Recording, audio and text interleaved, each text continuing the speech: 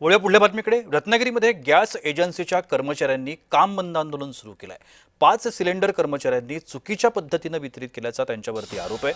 त्यामुळे पावतीनुसारच आपण सिलेंडर वितरण केलं असं या कर्मचाऱ्यांचं म्हणणं आहे आणि आपल्या या म्हणण्यावरती हे कर्मचारी ठाम आहेत।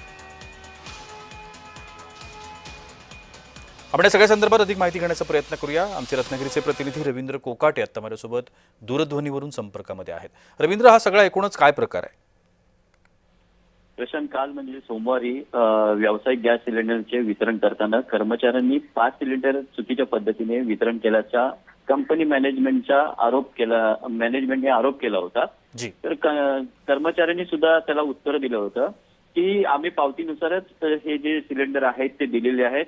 त्यानंतर दोघांमध्ये वाद झाला। त्याच्यानंतर 8:30 वाजल्यापासून सकाळी 14 कर्मचाऱ्यांनी काम बंद आंदोलन केलं होतं। याचा फटका नक्कीच ग्राहकांना बसला होता।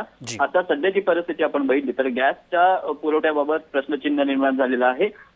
या 14 कर्मचाऱ्यांचं जेव्हा काम बंद आंदोलन झालं तेव्हा पोलिसांनी हस्तक्षेप केला। पोलिसांच्याकडे ही तक्रार गेली।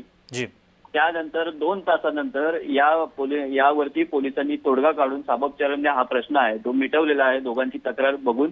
आणि आता पुन्हा एकदा गॅस वितरणाला सुरुवात झालेली आहे। प्रशांत, धन्यवाद रवींद्र, आपण दिलेल्या विस्तृत माहिती करता।